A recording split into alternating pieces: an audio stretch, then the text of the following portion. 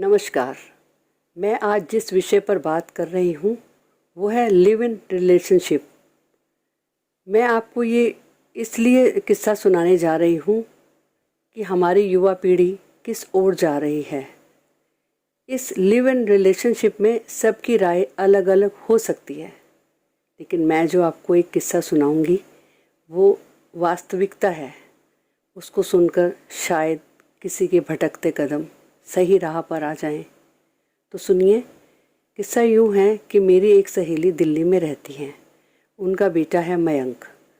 मयंक सुंदर, स्मार्ट, सुशील लड़का है जो हर फील्ड में अपने आप को आगे रखता है। सुंदर होने के नाते उसके दोस्तों ने उसे सुझाव दिया कि तू मॉडलिंग में आ जा, हीरो लगता है। उसके मन में ये बात घर कर गई कि वास्तव में मैं मॉडल बन सकता हूँ। तो उसने जगह जगह ऑडिशन देने शुरू किए।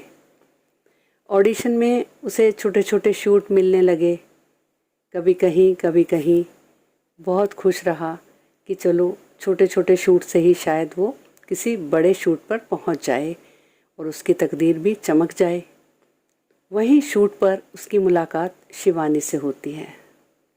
शिवानी भी मॉडलिंग का काम कर रही है। अब शिवानी से उसकी दोस्ती थोड़ी थोड़ी गहरी होने लगती है। तो एक दिन मयंक अपने माँ बाप से कहता है कि वो मुंबई जाना चाहता है। माँ बाप उसकी खुशी के लिए तैयार हो जाते हैं। मयंक मुंबई पहुँच गया और वहाँ उसे 1-2 हफ्तों में ही अच्छा शूट मिल गया जो उसके मन मुताबिक भी था और पैसा भी अच्छा था। मयंक को बहुत खुशी हुई और वो शूट पूरा हुआ। मयंक बहुत खुश था कि चलो उसकी लाइफ सेट हो जाएगी। अब धीरे धीरे शिवानी जो है वो छोटे मोटे शूट से उकता चुकी थी। वो गलत संगत में पड़ गई। उसे वहाँ के कई रईसजादे मिलने जुलने लगे और वो भी उनके साथ घूमने फिरने लगी। जब मयंक को इस बात का पता लगा तो मयंक थोड़ा नाराज़ हुआ, क्योंकि वो दोनों एक ही कमरे में रहते थे, एक दूसरे की चीज़ें शेयर करते थे और अच्छे दोस्त थे। लेकिन शिवानी ने उसे झटक दिया और बोला कि मैं अपनी मन मर्जी से कुछ भी करूं, तुम कौन होते हो मुझे रोकने वाले। मयंक बहुत उदास हुआ और अंदर से टूटने लगा। अब 1-2 बड़ी शूट के बाद उसके पास काम भी नहीं था। वो थोड़ा डिप्रेस रहने लगा। अब शिवानी को पैसे की कमी महसूस हुई। बात बात पर झगड़े होने लगे। वो मयंक को गाली गलौज करती और मारती पीटती भी। मयंक बहुत परेशान रहने लगा। अब क्योंकि वो घर में बता नहीं पाया, क्योंकि वो उसका निर्णय था मुंबई आने का, उसके पिताजी या माँ बाप का नहीं था।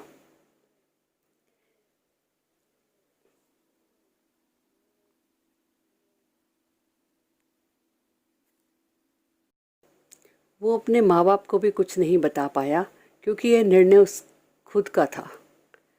अब शिवानी जो है उसे इमोशनल तंग करने लगी कि तुम अगर मुझे कुछ ज़्यादा बोलोगे तो मैं पुलिस में चली जाऊंगी, क्योंकि उसे उन रईसजादों का बहुत सहारा हो गया था। एक दिन तो हद ही हो गई। मयंक के किसी बात पर झगड़ा करने से उसने पुलिस में कंप्लेंट की और मयंक को थाने बुलाया गया। केस कोर्ट पहुंचा और उसे जेल हो गई। अब मयंक जेल में था। 20-22 दिन जेल में अभी कटे थे कि एकाएक उसे पुलिस वाले ने कहा कि चलो तुम्हारी जमानत हो गई है। जब बाहर आया तो देखा शिवानी खड़ी थी और शिवानी ने अपना केस वापस ले लिया था। मयंक को बहुत खुशी हुई कि शिवानी रास्ते पर आ गई है, शायद उसकी कमी ने उसे परेशान कर दिया है। लेकिन ऐसा कुछ नहीं था। शिवानी तो उसका फ्यूचर देखकर उससे जुड़ी थी, क्योंकि मयंक को एक बहुत बड़ा शूट मिलने वाला था। उसे कोई घर में पूछने आया था। अब शिवानी उसके पैसे पर ऐश करना चाहती थी और कुछ नहीं। उसने मयंक को कहा कि चलो हम शादी कर लेते हैं। अब मयंक डर चुका था और उसकी आदतों को अच्छे से पहचान चुका था, सो उसने इनकार कर दिया। उसने बोला मैं अभी शादी करने के मूड में नहीं हूँ। शिवानी को गुस्सा आ गया। उसने उसे बाहर से ताला लगाया और चल दी। अब मयंक बेचारा इतना परेशान है कि उसने मोबाइल पर अपने दोस्तों को वॉइस मेल भेजा और उसमें उसने सारी घटना बताई और रोते हुए बोला कि दोस्तों, मैं बहुत परेशान हो गया हूँ। अब मेरे पास कोई ऑप्शन नहीं बचा सिवाय सुसाइड के। बस अब मैं सुसाइड ही करना चाहता हूँ, मैं जीना नहीं चाहता। ये बात अंदर तक झकझोर देती है। ये बात सुनकर कौन नहीं रो देगा। ये बात अकेले मयंक की नहीं है, ये बात हम सब की है। हंसता खेलता परिवार जहाँ पर एक इकलौता बच्चा इस तरह की बात करे, और माँ बाप पर क्या बीतेगी अगर उसने कुछ कर लिया तो। दोस्तों, मैं आपसे ही पूछती हूँ, क्या ऐसा करना उचित है? क्या हमें अपने माँ बाप से झूठ बोलना चाहिए? अगर मयंक पहले ही दिन से सब सच बता देता कि मेरे साथ मेरी दोस्त शिवानी भी रह रही है, और फिर छोटी मोटी बातें जो अत्याचार उस पर शुरू हुए थे उसी को वो अपने घर में बताता, या फिर वापस मुंबई से दिल्ली लौट आता, तो क्या अच्छा ना होता? और सबसे बड़ी बात, मैं आप सबको एक बात बता देना चाहती हूँ कि सुप्रीम कोर्ट ने अब लिव इन रिलेशनशिप को लीगल अनुमति दे दी है। अगर कोई भी लड़का लड़की एक साथ 2-3 साल एक ही घर में बिताते हैं तो वो पति पत्नी ही कहलाएंगे, और उनसे जो बच्चा है उसको अपने पिता की जायदाद पर पूरा अधिकार मिलेगा। और अगर लड़का उस लड़की को छोड़ देता है तो उस लड़की के जीवन भर का भरण पोषण का गुजारा भत्ता उस लड़के को देना होगा।